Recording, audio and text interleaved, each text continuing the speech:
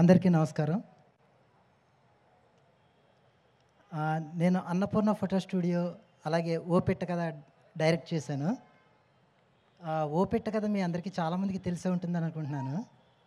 అయితే ఇప్పుడు మాధవ్ సార్ గురించి చెప్పాలంటే అది పెట్ట కథ అయితే కాదు, చాలా పెద్ద కథ. 5 మినిట్స్ అంటే నాకు సరిపోదు, మినిమం 2-3 డేస్ కావాలి. అయితే ఒక ఇన్విజిలేటర్ పక్కన ఉంటుండగా ఎగ్జామ్ రాస్తుంటే ఎలాంటి ఫీల్ ఉంటుందో, మాధవ్ సార్ ఎదురుగుండా ఉంటే నేను మాట్లాడుతుంటే నాకు అలాంటి ఫీరే ఉంటుంది. ఎందుకంటే నన్ను తర్వాత బాగా ట్రోల్ చేస్తారు. ఈ సినిమా గురించి చెప్పాలంటే ఎంత కష్టపడ్డారు అనడానికి బెస్ట్ ఎగ్జాంపుల్గా చెప్పాలి. చాలా కాలం అసలు మాధవ్ సార్ ఎంత స్ట్రగుల్ అయ్యారో నేను పక్క నుండి చూశాను. ఈ సినిమా స్టార్ట్ అయిన దగ్గర నుంచి దాన్ని ఫినిష్ చేయడానికి మాధవ్ సార్ ఎంత కష్టపడ్డారు అనేది నేను చూశాను. నేను డైరెక్టర్ అవ్వడానికి కారణం కరెక్ట్గా చెప్పాలంటే మాధవ్ సారే. ఈరోజు నేను ఈ స్టేజ్ మీద ఉన్నానంటే కారణం మాధవ్ సారే. మాధవ్ సార్ పెట్టిన భిక్షే నా నాలెడ్జ్. నేను డైరెక్టర్ అయ్యానంటే ఆయన వల్ల. అండ్ మోర్ దాన్ డైరెక్టర్, ఆయన నాకు బ్రదర్ లాంటి వాళ్ళు.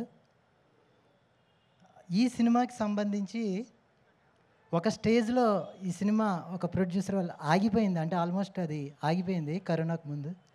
ఆ టైంలో కేబీఆర్ గారు దీనికి సపోర్ట్ చేసి ఈ సినిమాని ఫినిష్ చేశారు. మాధవ్ సార్ ఎప్పుడు చెప్తుంటారు ఆయన గురించి, మాధవ్ సార్కి ఆయన గాడ్ లాంటి వాళ్ళు. సో మా అందరికీ ఆయన గాడ్ కన్నా ఎక్కువ. మాధవ్ సార్ దీనికి ఎంత కష్టపడ్డారు అంటే, జనరల్గా ఒక డైరెక్టర్ డైరెక్షన్ చేయడానికి వెళ్తున్నప్పుడు, షూట్కి వెళ్తుంటే ఒక వెహికల్ రావడం, సార్ని ఒక్కళ్ళనే తీసుకుని వెళ్ళడం అలా ఉంటుంది. బట్ ఈ సినిమాకి మాధవ్ సారే డ్రైవరు, డైరెక్టరు అన్నీను. ఎందుకంటే ఆయన వెహికల్లోనే మమ్మల్ని అందరినీ కూడా పికప్ చేసుకుని వెళ్ళేది మాధవ్ సారే. ఎంత స్ట్రెస్ ఉన్నా కూడా సెట్స్ మీద అస్సలు చూపెట్టరు.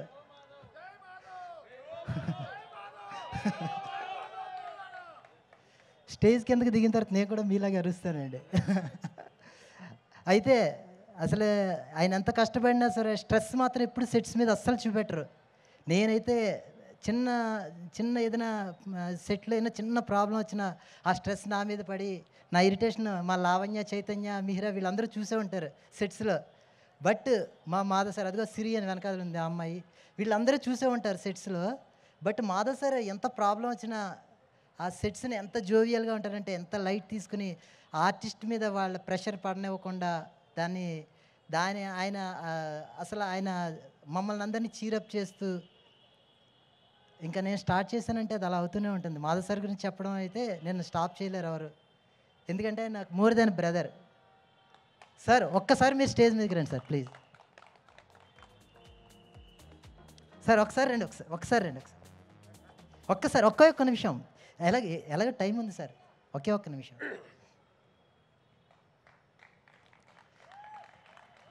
నేను డైరెక్టర్ అని ప్రౌడ్గా చెప్పుకోను, బట్ మాధవ్ సార్ దగ్గర అసిస్టెంట్ డైరెక్టర్ అని మాత్రం ప్రౌడ్గా చెప్పుకుంటాను.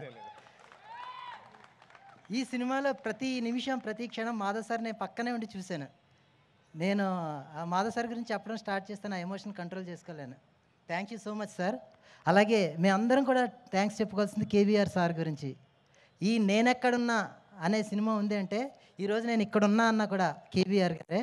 మేమందరం కూడా ఆయనకి థ్యాంక్స్ చెప్పుకుంటున్నాం. Thank you so much sir. Thank you sir.